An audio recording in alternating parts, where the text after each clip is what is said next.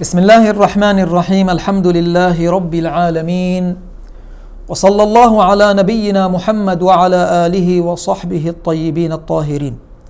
La louange est à Allah, le Seigneur des mondes, et que Allah bénisse et élève en degré notre prophète Muhammad sallallahu alayhi wa sallam, et qu'il apaise sa crainte quant au sort de sa communauté. Inch'Allah, après avoir traité le sixième attribut qui est l'attribut de la volonté, nous allons aujourd'hui traiter cet autre attribut qui est l'attribut de la puissance, l'attribut de la toute puissance. Allah Ta'ala a comme attribut l'attribut de la puissance. C'est un attribut comme l'ensemble des attributs d'Allah Ta'ala, un attribut qui est de toute éternité, qui n'a pas de début et qui n'a pas de fin. Allah nous dit dans Al-Qur'an, dans Surat Al-Ma'ida au verset 120, Allah Ta'ala nous dit wa huwa ala kulli shay'in qadir. Cette parole d'Allah Ta'ala signifie il est, c'est-à-dire Allah sur toute chose tout puissant.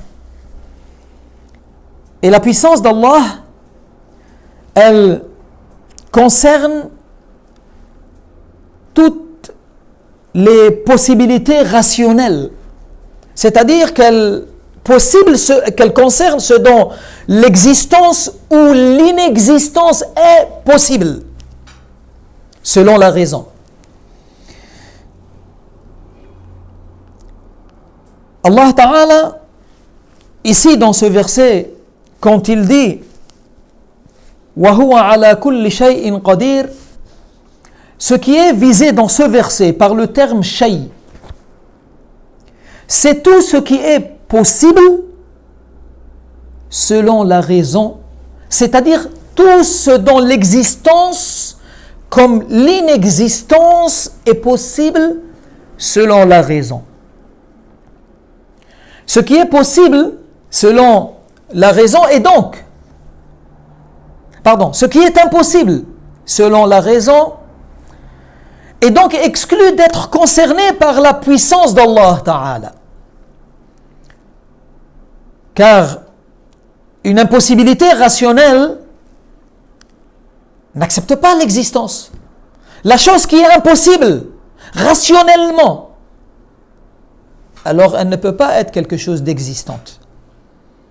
Par conséquent, il n'est pas valable qu'elle soit, c'est-à-dire la chose impossible selon la raison, la chose dont son existence est impossible selon la raison. Il n'est pas valable qu'elle soit l'objet de l'existence, de l'exercice de la puissance d'Allah Ta'ala. Ce qui est impossible selon la raison n'est pas donc concerné par la toute-puissance. D'autre part, le fait que la puissance s'exerce sur quelque chose, alors elle est due à, et on verra, Inch'Allah, trois catégories qu'on va traiter, elle est due soit à son insuffisance à la réaliser.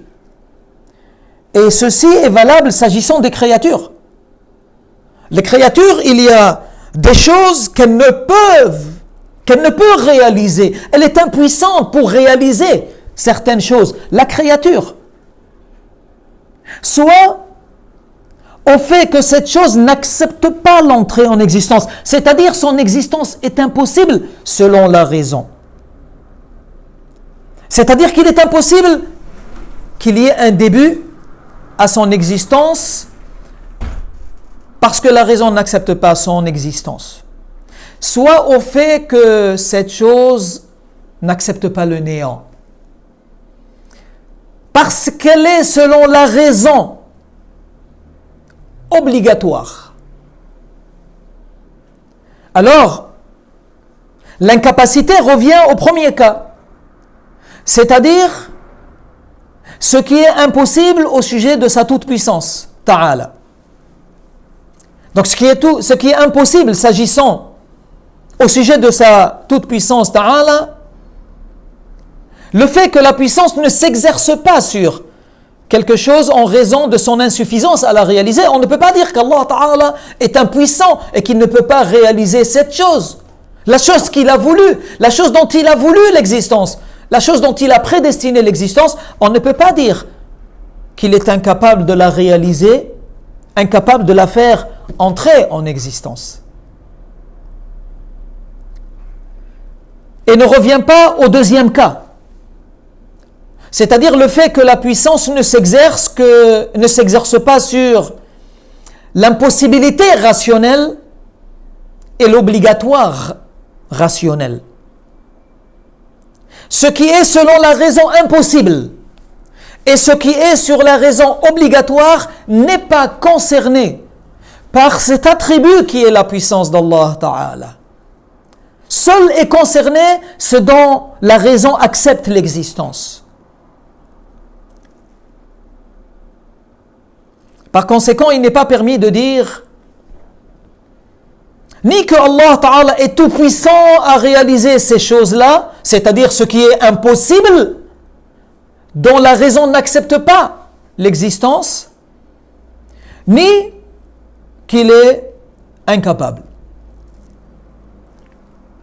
Un savant parmi les savants de l'islam a dit, tout comme on ne dit pas à propos d'une pierre ni qu'elle est savante ni qu'elle est ignorante. Donc, si on récapitule, la puissance d'Allah Ta'ala va uniquement concerner la chose dont la raison accepte son existence, comme elle accepte son inexistence. Ce qui est donc rationnellement possible. Ce qui est rationnellement possible est concerné par l'attribut de la puissance d'Allah Ta'ala. Mais ce qui est rationnellement impossible, ou ce qui est rationnellement obligatoire, c'est-à-dire ce dont, selon la raison, l'existence est impossible, ou ce dont, selon la raison, l'existence est obligatoire,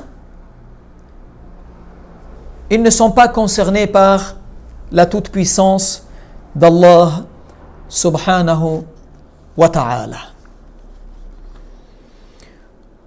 Il y a la preuve. La preuve en est que Allah Ta'ala est éternel, exempt des débuts. S'il avait un pareil, c'est-à-dire s'il avait un ressemblant, il serait ce ressemblant lui aussi éternel, exempt de début. Il est impossible, selon la raison, l'existence avec Allah Ta'ala d'un autre Seigneur. Car ils seraient pareils tous les deux. Concernant ce qui est impossible selon la raison, le fait que cela n'accepte pas l'entrée en existence est clair. Quant à ce qui est obligatoire selon la raison,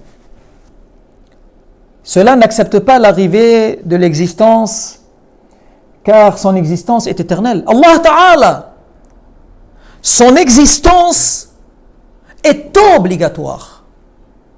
Son existence n'est pas une entrée en existence, il n'est pas une créature.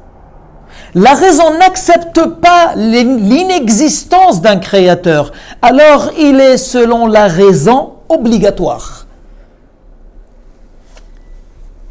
Il y a une différence entre l'entrée en existence et l'existence. L'existence, elle englobe les deux. Elle englobe aussi bien l'existence et elle englobe également celui qui a un début, c'est-à-dire celui qui est entré en existence. Donc, quand on parle d'existence, on parle d'Allah Ta'ala, celui qui a une existence qui est éternelle, qui n'a pas de commencement, qui n'a pas de fin. Puis on parle d'une autre existence, mais qui n'est pas éternelle, donc qui est une entrée en existence, qui a donc un commencement, et elle est entrée dans l'existence par la toute-puissance d'Allah Ta'ala. Par conséquent, ce qui est obligatoire, c'est, selon la raison, c'est Allah Ta'ala et ses attributs.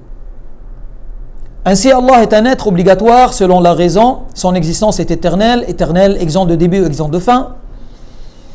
On ne dit pas de Allah, ni de ses attributs, qu'il est entré en existence, car il serait une créature si il était entré en existence. Non, il est celui qui existe de toute éternité.